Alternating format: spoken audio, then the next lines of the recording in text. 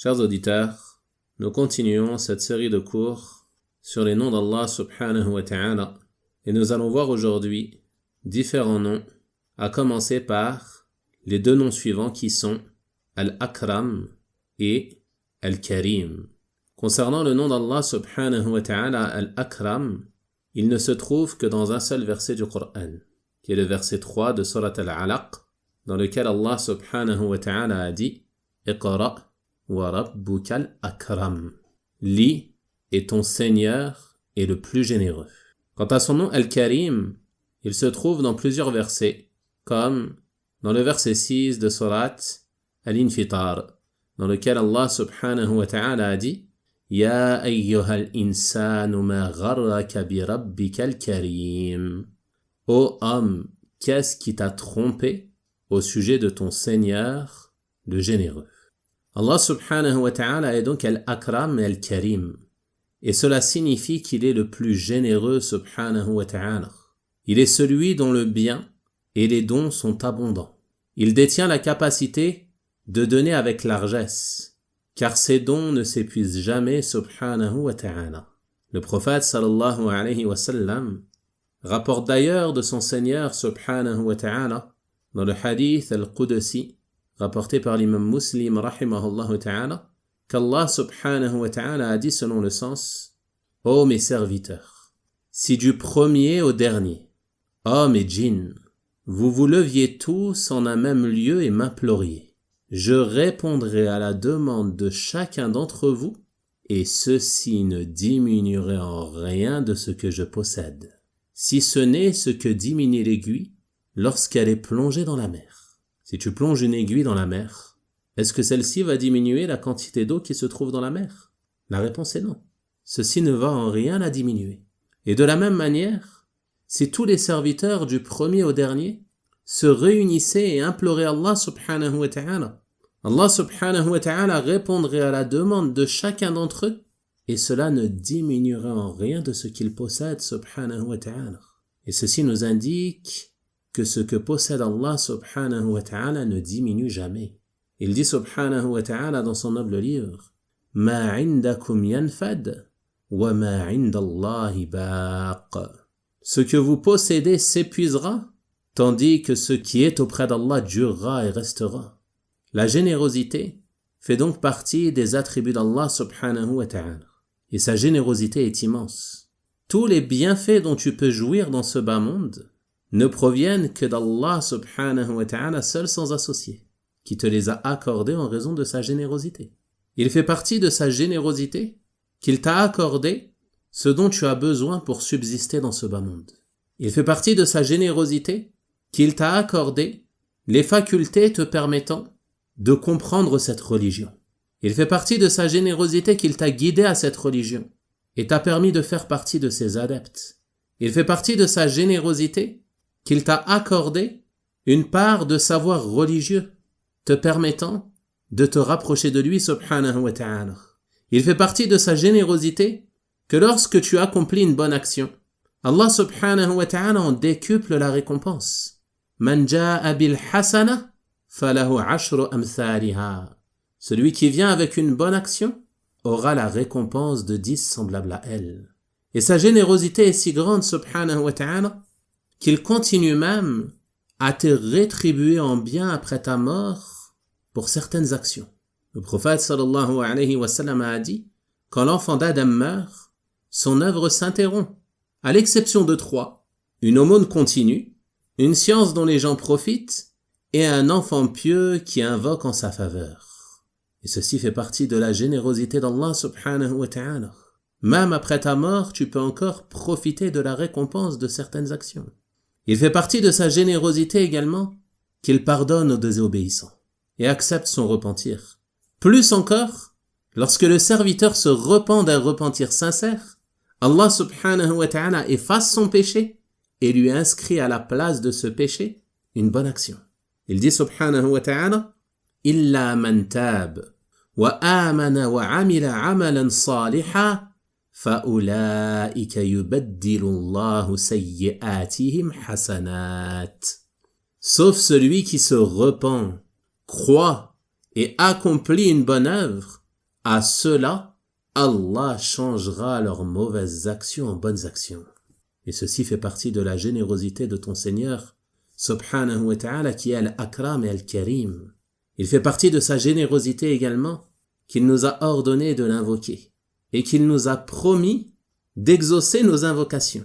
Tu l'invoques pour te rapprocher de lui et pour lui adresser une demande dans ton propre intérêt, et Allah subhanahu wa ta'ala te récompense pour cette invocation de par sa générosité, et il répond à ton invocation.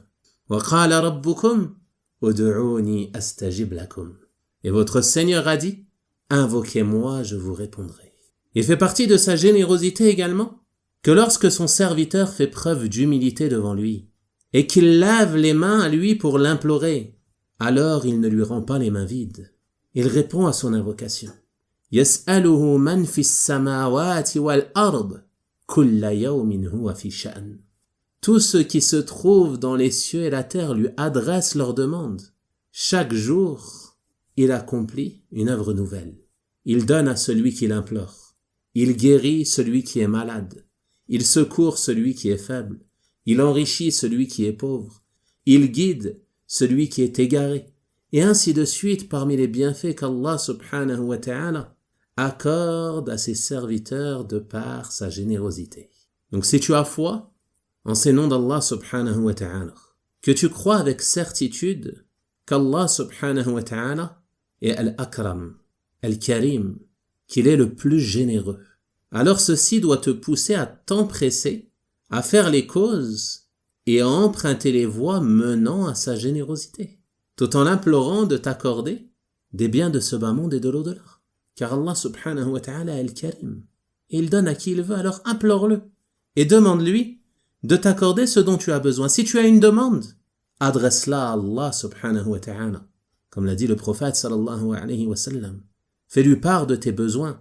Invoque-le avec espoir qu'il t'accorde ce que tu souhaites de par sa générosité.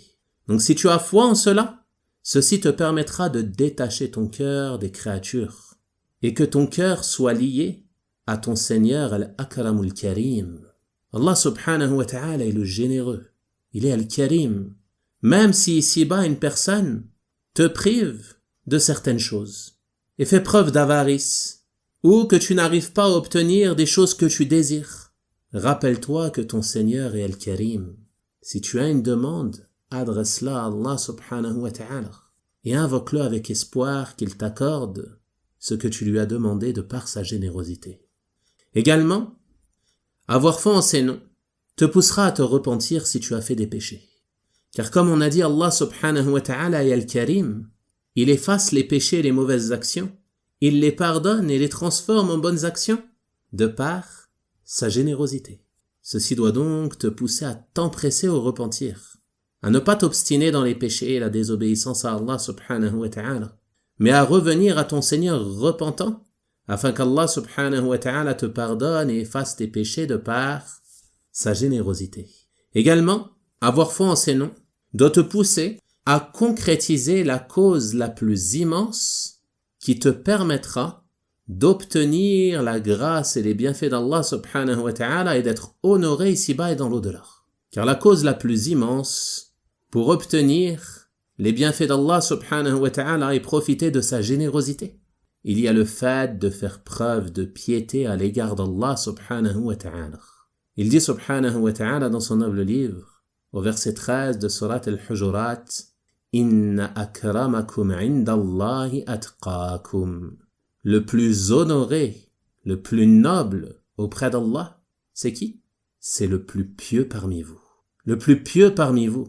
Si tu veux être honoré par Allah subhanahu wa ta'ala, si tu veux la noblesse, si tu veux qu'Allah subhanahu wa ta'ala t'accorde de ses grâces et de ses bienfaits, et que tu as la ferme conviction qu'Allah subhanahu wa ta'ala est Al-Karim, alors fais preuve de piété à son égard, aussi bien en secret qu'en public.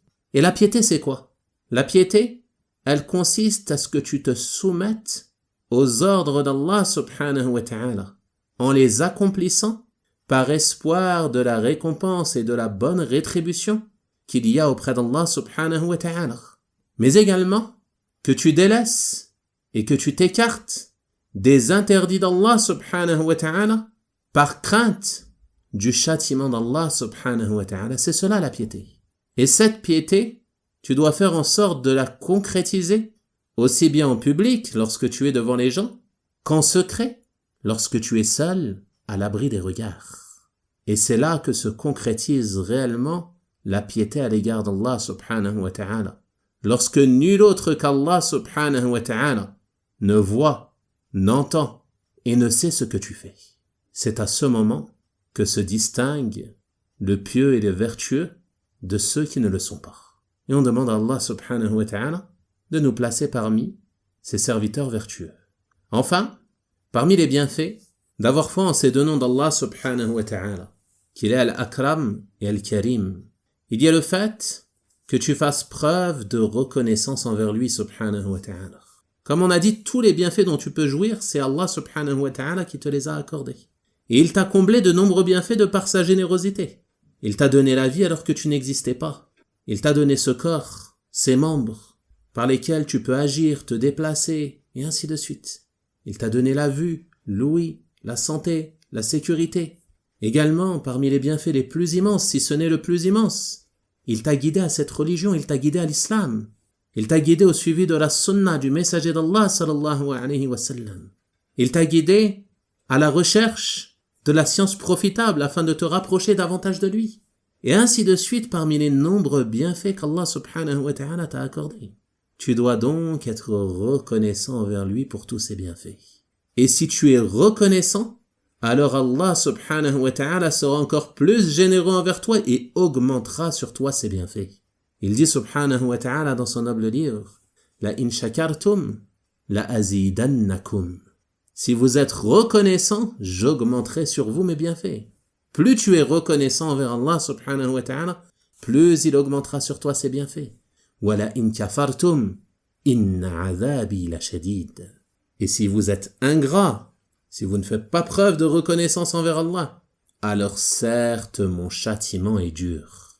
Et il fait partie du châtiment d'Allah, subhanahu wa ta'ala, envers l'ingrat qui lui retire ce bienfait pour lequel il n'a pas fait preuve de reconnaissance envers Allah, subhanahu wa ta'ala.